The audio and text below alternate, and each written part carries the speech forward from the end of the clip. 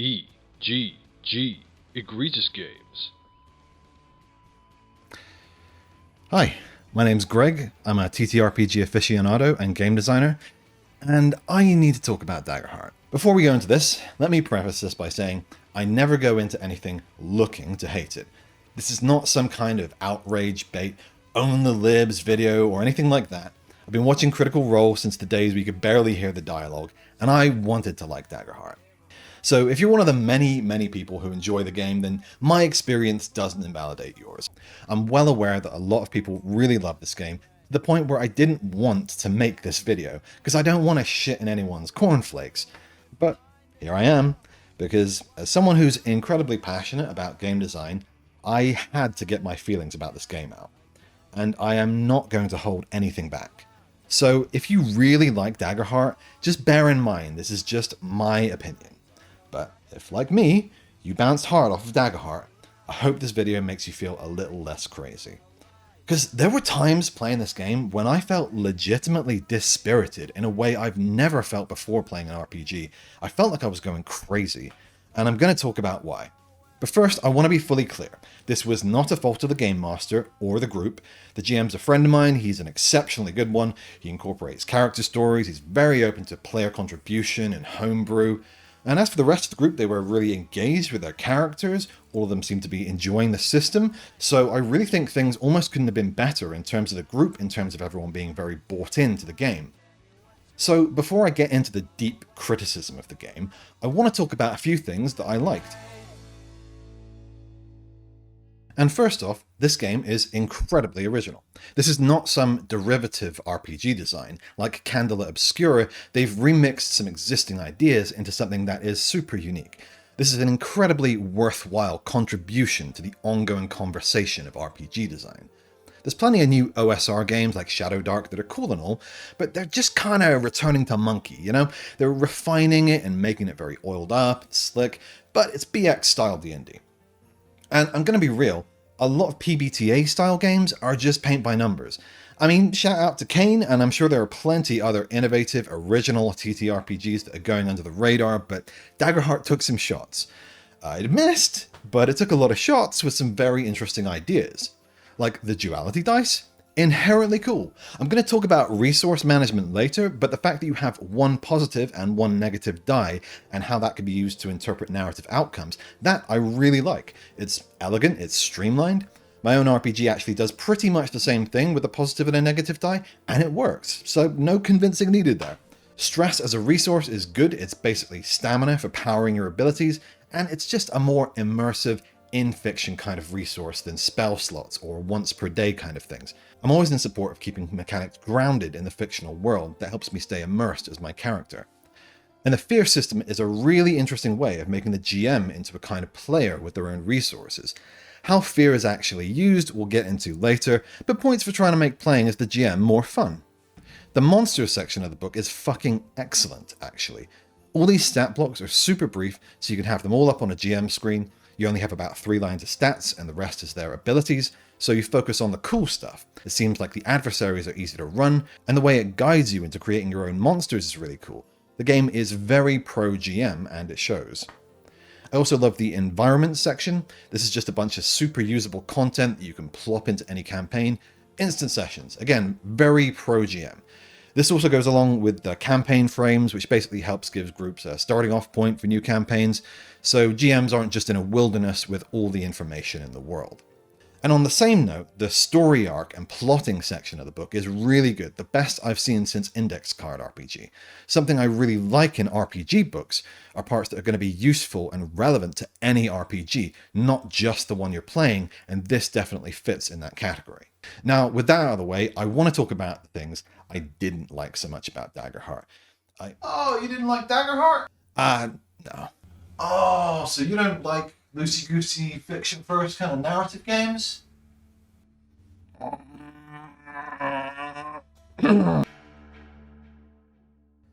Before we get into the deep analysis, I want to say this is not my first non-D&D RPG. I've played Call of Cthulhu, Cyberpunk, Lancer, Mothership, GURPS, Fabula Ultima, Ironsworn. I've read Apocalypse World, Mithrust, Tenra Bansho, Blades in the Dark, Traveler, many more. I'm an RPG designer. I read RPG books for pleasure. There's something I'm going to be talking about a fair bit here, and that's immersion. Feeling like you are embodying the character while you play them. Why isn't Magic the Gathering a role-playing game? I mean, there's fiction. You're a great mage drawing mana from the land to summon creatures. You're a commander. It could be a role-playing game. You could play it like that, with a lot of roleplay, but it would probably take a fair bit of work. Mechanics like drawing cards, a large element of randomization, abstract resources. Sure, we can explain them, but it's mechanics first, fiction second. Which isn't to say that mechanics can't enhance roleplay. In Mothership, your stress is constantly rising. It makes you feel tense, and when you panic as your character, it feels like a dam breaking. It feels inevitable, like the slow dread that builds to a crescendo. There's something key here, and it's that mechanics should mirror what your character experiences. I'm not talking about simulation.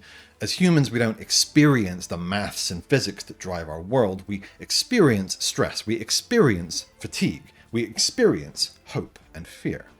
But I can't say that I've done something cool and then felt less hopeful after because it took all my hope to do that thing. And I can't say that I've ever put a thing that I know how to do in an imaginary vault so that I could make room for a different thing.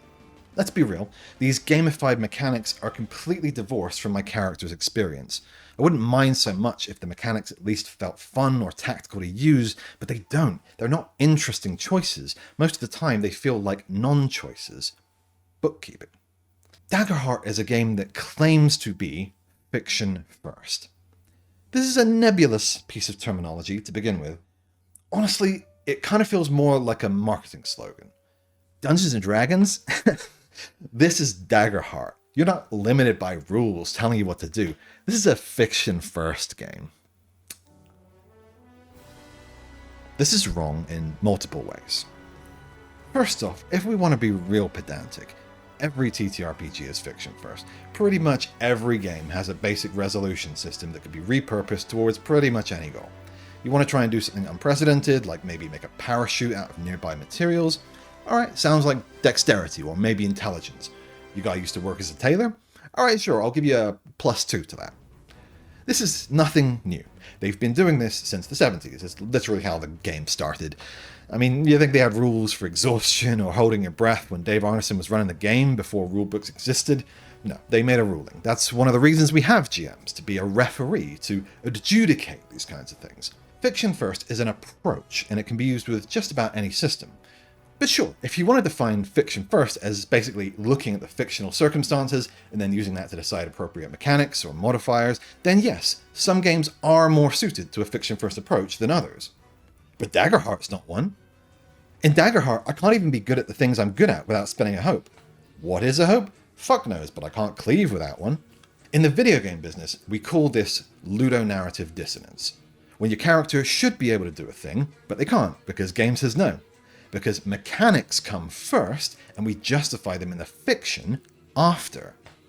One of the designers literally explains this in an interview.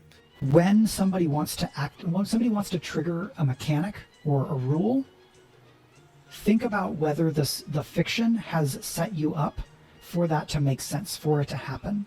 It may be that either you ask the player to create that connective tissue, or you say, well, let's figure out what this looks like in the fiction, right? We try to figure out how to make those mechanics manifest in the fiction so that we don't have this moment where we feel like the fiction has been left behind entirely and we're just living in the world of mechanics, and then we're going to go back into fiction. What he explains is that when players want to use a mechanic, they have to look to fictionally justify it or create connective tissue from the fiction to the mechanics. But that is a fiction last approach. For a fiction first approach, the mechanics have to be created to support the fictional circumstances. If you create narrative circumstances to justify the mechanics, that is a fiction last approach. Does that make sense? Let me give you an example. Say I'm playing D&D 5th edition and we're at the edge of a poison swamp. The GM's Hidetaka Miyazaki. And so I say, with my Aarakocra, I want to pick up the wizard and fly over the poison swamp. Cool, the GM says. Since the wizard's pretty light, that's no problem. But if you want to carry your Goliath friend, you're going to need to make an athletics check because he's so heavy. In other words, fiction first. A fiction last approach would be something like, you may mark a stress to pick up another willing creature your own size or smaller. And I shit you not, this is an unlockable feature that you get from picking the Winged Sentinel subclass, which implies that if you don't have this feature, or if you don't spend a stress, you can't pick up and carry people, not even your gnome friend, which is absurd. Personally, there's nothing that takes me out of the fiction more than an action being arbitrarily gated or limited like this. I mean, maybe this is here to kind of like make rulings easier on new GMs. If your feature tells you how this works, the GM doesn't have to make a ruling, but that's not fiction first. That's not even very TTRPG-like. It's more like a board game or card game's mechanics. While we're talking about prescriptive 4th edition style rules, I want to touch on domains and the way they're tied into classes. Each class gets 2 domains, which means every class shares a domain with one other. For some classes, these feel natural. Like, we already know that a ranger is sort of like a fighter druid, so it makes sense to give them the druid spells as a secondary domain. In other cases, these feel pretty arbitrary. So take the sorcerer class. You get Arcana as your main domain, and that makes sense. That feels like the one they designed for sorcerer. But your second domain is Midnight, which is the rogue abilities that let you go invisible, pick locks, things like that. And listen, I can understand that a type of sorcerer might be able to do those things, but as a default, it feels like shoehorning, if I'm honest. What's frustrating is that this could have been one of the coolest ways to customize your character. Your first domain is attached to your class, then you get to choose your second. Kind of like how Fabula Ultima has you build your character concept by picking 2 classes that combine into one. That would also help players avoid having overlapping domains. Unlike many of the game's problems, this one's actually easy to fix. You just do what you want. But it just makes me question why the decision was made. Are they hoping that players will buy more upcoming products so that they can get the specific domain combination that the book allows them to pick? I'm going to be honest, these kinds of arbitrary restrictions just kind of remind me of D&D, of trying to sell more books. But yeah, since my GM is cool, we just did whatever we wanted. My special snowflake sorcerer had the Arcana and Codex domains, and that was all well and good until I got to level 5. Once you get to level 5, they introduced the Vault. Basically, you can have only 5 cards equipped at once, so you have to choose which ones get put in the vault and which ones get temporarily forgotten. Like prepared spells in D&D, it's a mechanic that feels detached from the fiction. And listen, I get why they did this. It's basically a band-aid they slapped over the top of ability bloat in order to reduce cognitive load, but then they also compromised and introduced more rules bloat by saying that you can recall the cards into your hand by checking the card's recall cost and spending that much stress. I'm going to be honest, it all feels unnecessary and restrictive. For someone who enjoys playing a caster, having an arcane toolkit, this felt like another power limiter that made me feel less like a sorcerer, more like an arcane dipshit who can't remember more than 5 spells at once. And once again, it's mechanics first, fiction second. D&D 4th edition was full of stuff like this, which is one of the reasons it got pushed back, but it's far more egregious here in Daggerheart. It reeks of modern video game design, of cooldowns and 1 use per day abilities and tokens and counters, and every class having the exact same number of abilities. These are mechanical contrivances, complexity for complexity's sake, gameplay loops, which is not what I want out of a TTRPG. Listen, if you want that kind of stuff, good for you. I'm not saying your preference is wrong. What I am saying is, stop calling it fiction first. You can't just say shit. This is actually my new 1-page RPG. You can see it's really good here.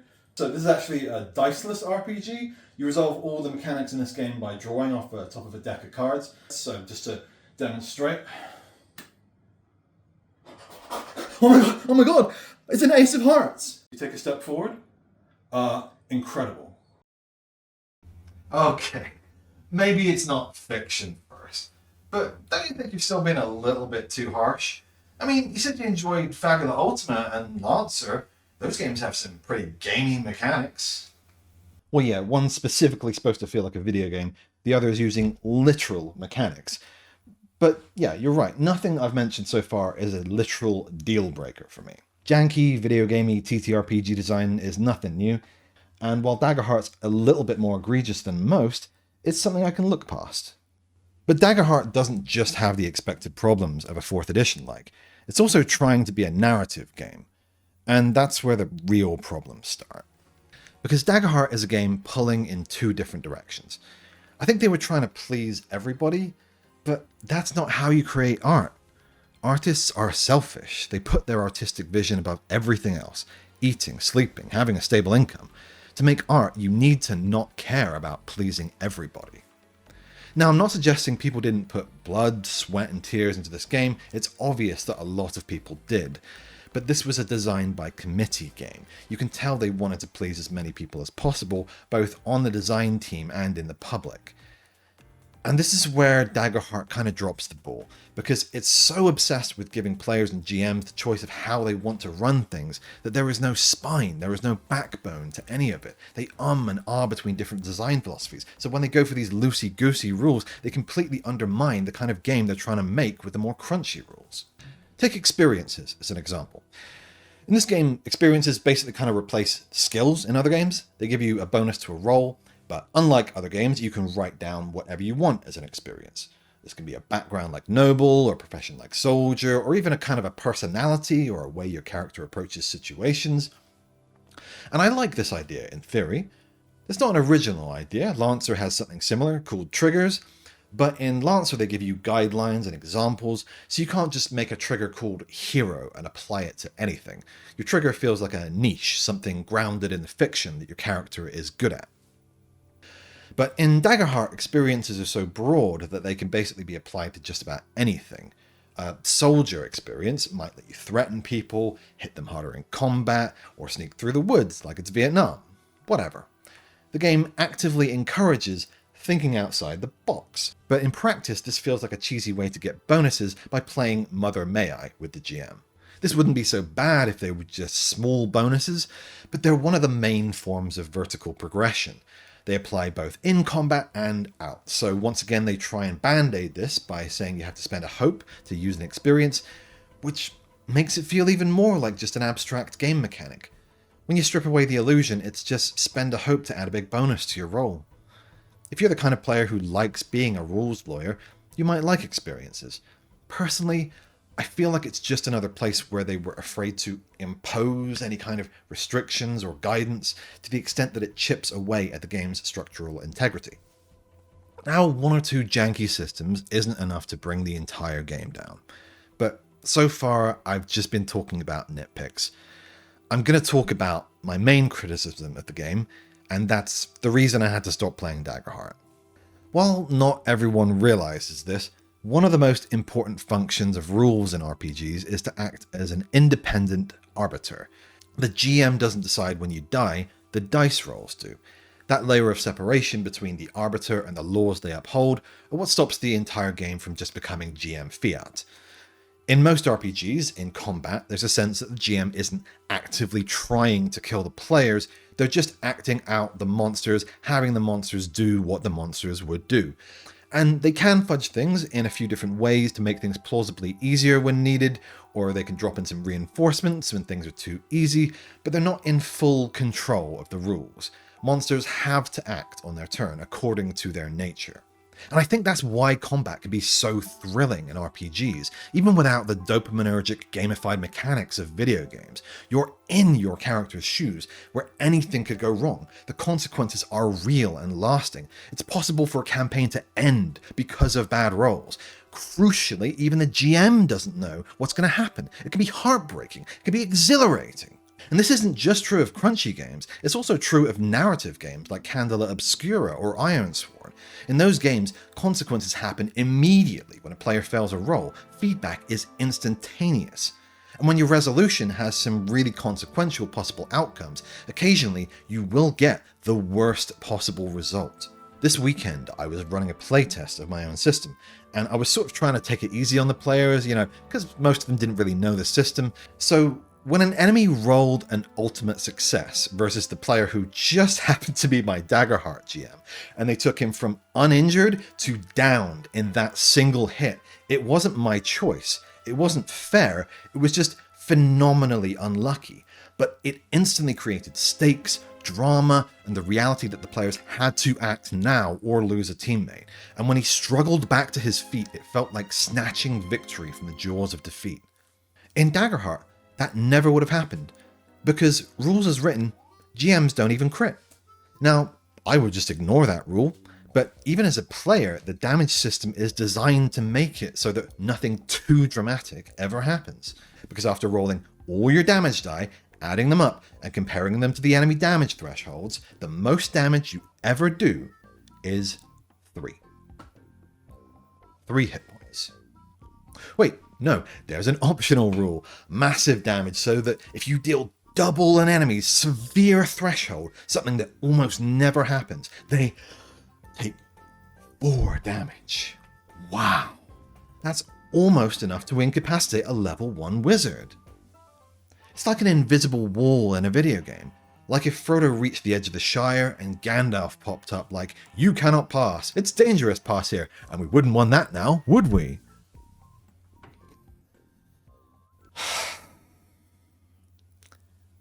I mentioned before, there are times where I felt legitimately hopeless playing this game. Not because I'd spent all my hope, but because I was jumping through all these hoops, adding and subtracting, pouring through my skill cards, checking ranges, for a game where absolutely none of those mechanical choices matter. Why? The spotlight system. I hate the spotlight system more than any mechanic I've ever encountered in any game. And I didn't say tabletop RPG, I said game. The spotlight system is an abstraction that, in combat or action scenes, serves as this game's replacement for initiative. Or I should say, it's an initiative-shaped hole, which destroys everything it touches. In the spotlight system, there are no rounds or turns. You just sort of decide who goes next based on vibe. Monsters take a turn when the GM feels like they should. I mean, sure, there's guidelines for when to do it, usually after a player rolls with fear, but the rules explicitly say you can make a GM move at any time, and a GM move can be anything. It doesn't have to be spotlighting a monster. Examples of GM moves include show how the world reacts, which is a grandiloquent way of saying stuff happens. In other words, in combat, the GM can completely choose the balance of the combat at their discretion. They can tune it up by spending fear, or they can tune it down by not spending fear. Whether there's 4 enemies left or 1, it doesn't matter. Players and GMs get the same number of turns either way, which is as many as they fucking feel like.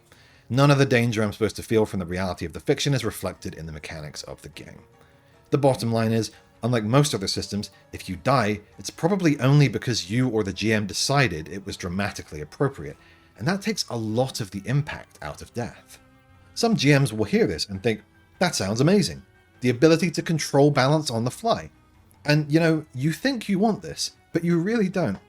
This is a monkey's paw, and what you're wishing for is to leech all the tension and stakes out of the game. If there's never any real risk of tremendous, consequential failure, your successes feel hollow, or worse, handed to you by the GM. And it's worth saying you can do this in other games too. So long as you never tell the players, you can make the game and the stakes as fake as you want. You can replace the shared fictional reality with a hollow facsimile and they'll never know. I mean, it sounds fucking lame to me, but you can. But in Daggerheart, you don't get a choice. That's the default. Enemies act when you, as the GM, want them to. You don't even have to spend fear. Save it for your adversary abilities, or don't. In the end, it's all just paper shuffling, bookkeeping. It doesn't matter. The fear economy in this game is the illusion of anything significant occurring. But it's a pretty good illusion.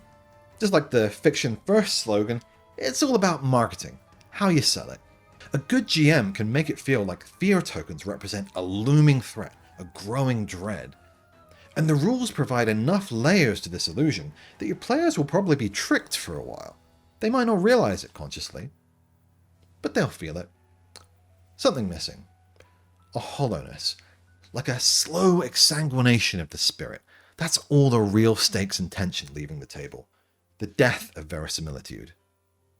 But hey, that's not all the spotlight system does. No. Like I said before, the spotlight is an initiative-shaped hole that destroys everything it touches. Let's talk about the player side of things. I talked before about how a game's mechanics inform how a game feels to play. If you want immersion, those mechanics should make you feel like your character. If Mothership's combat feels like being in the frantic parts of the Alien films, and Lancer's combat feels like actually piloting a giant overheating ball of death, Daggerheart feels like being in an improv class where you're competing to see who can impress the teacher the most. Because unlike every other narrative game, Daggerheart explicitly tells you that there are no rules for how long one player can hold the spotlight or how much you can do.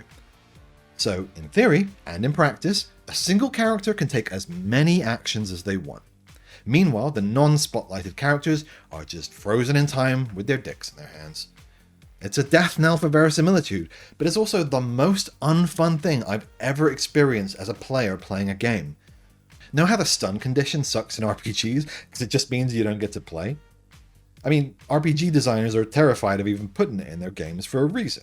It's realistic, but it's the least fun thing in the world.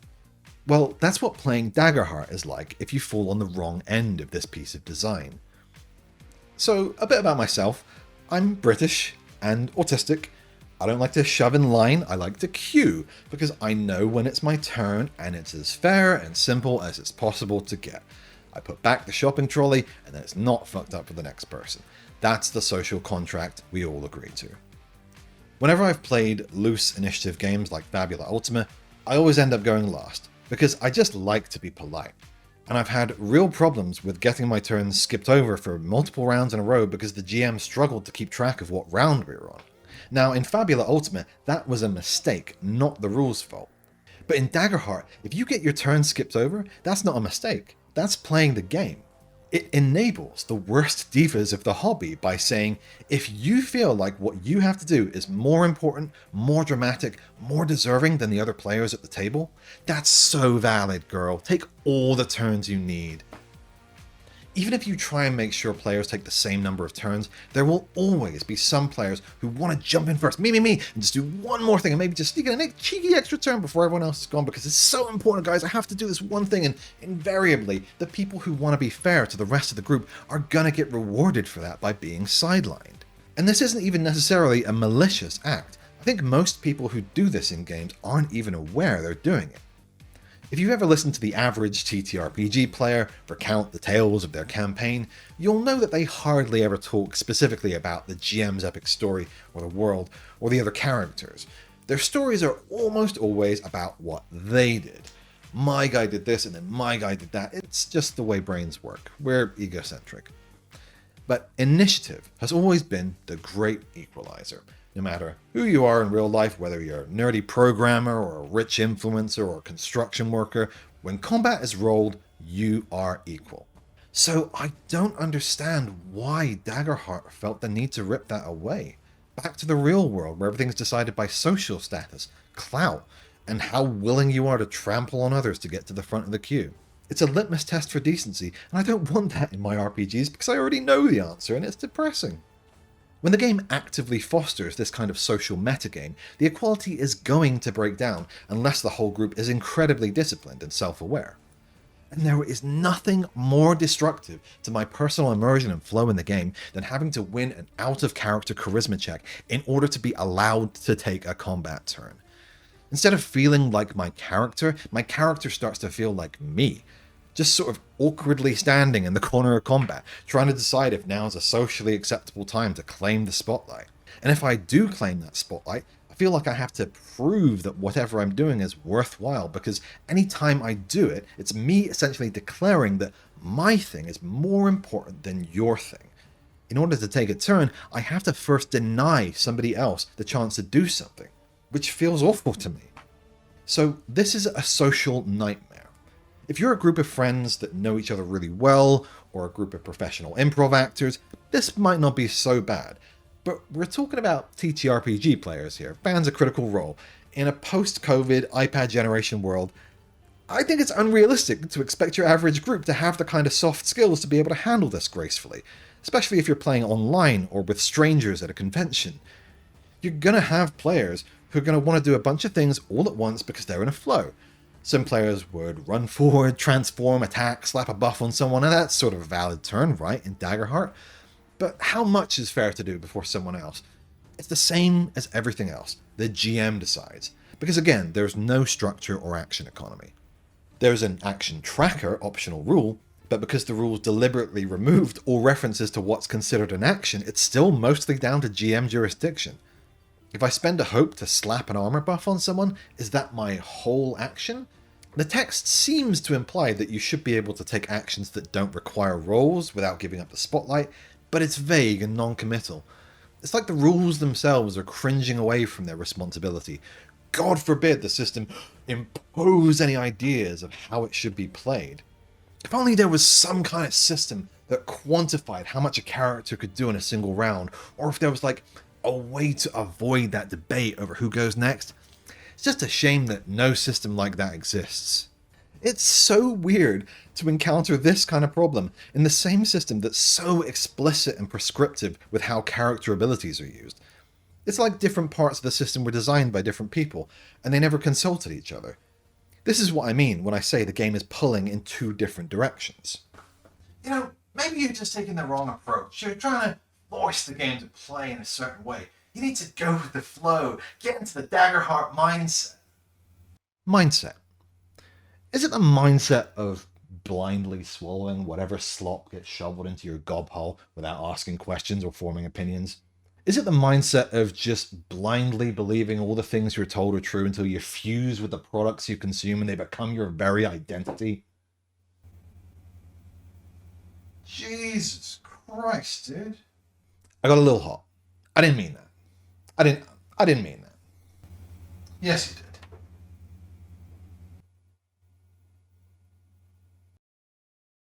I've touched on this a little bit already, but I want to talk specifically about the conversations being had around this game.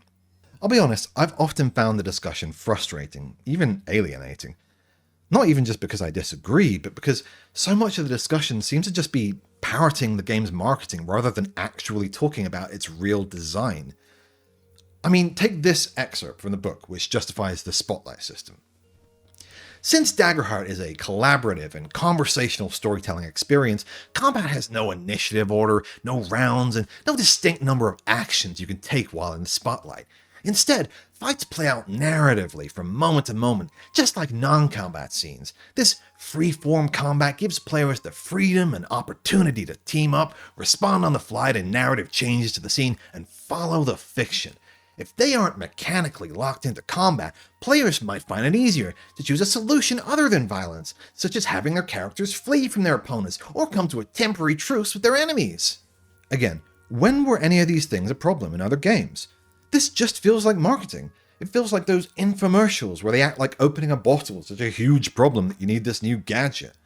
And I swear, every time I hear the term fiction first being bandied about near Daggerheart, I feel like I'm going crazy, like I'm being gaslit. Just randomly ripping supportive structure out of a system doesn't make it fiction first, any more than ripping the pipes out of my walls makes my house an authentic 18th century cottage. Fucking whore!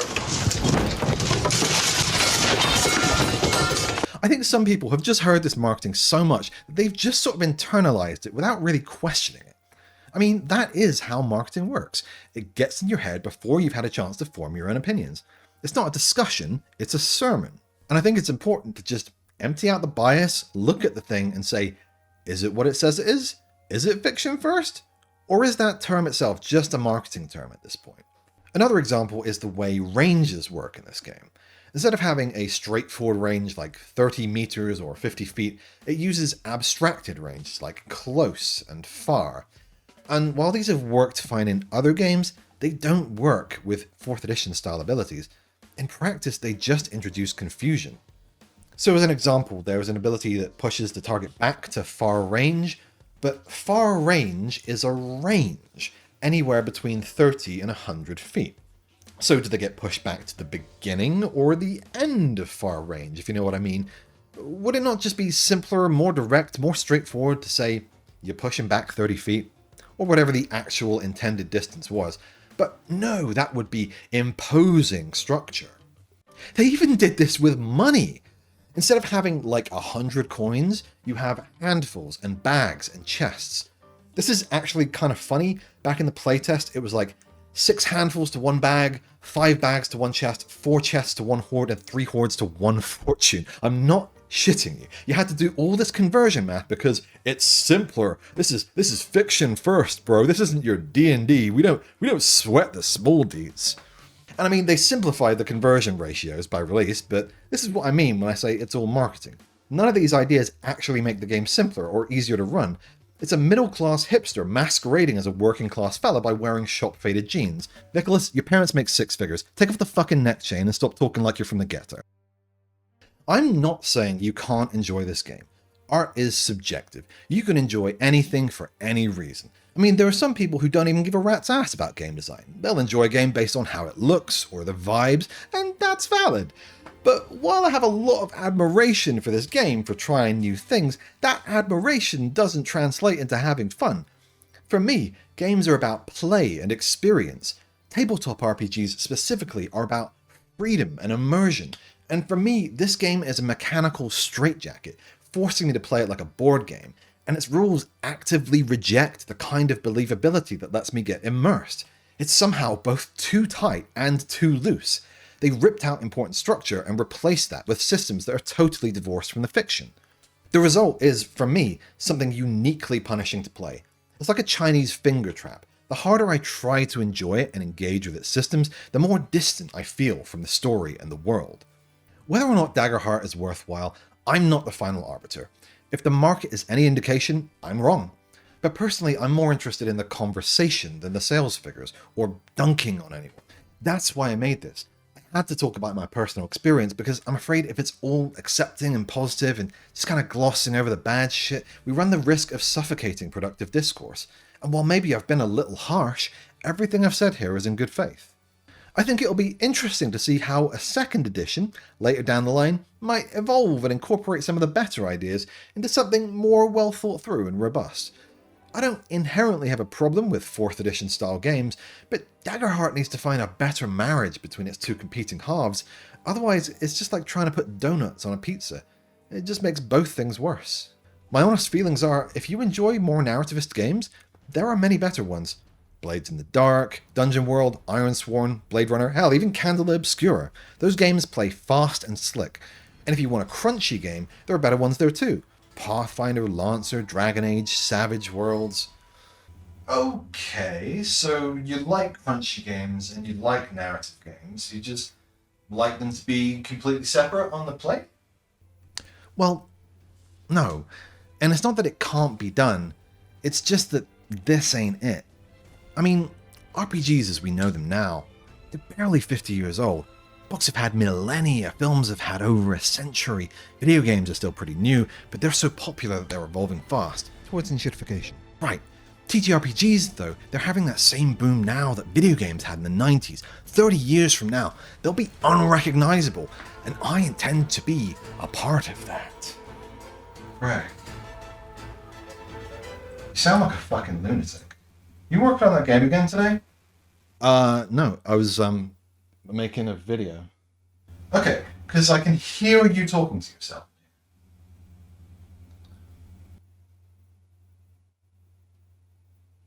You know, I was gonna ask people to be cool in the comments, but at this point, I don't even know if that's fair to ask. But hey, if you stuck around and watched this long, I just want to say thanks. This is the longest video I've ever made, so I wouldn't blame you if you didn't make it this far. But since you are here, and you're clearly interested in RPGs, I am running some games in my system. Every Sunday, I'll be doing little one-shots on my Discord, things like horror, game shows, fantasy SWAT, all kinds of little things like that. So you, viewer, if you're somebody who's looking for a game, message me on Discord at Egregious Games. Anyway, I've got to go to sleep now. Bye.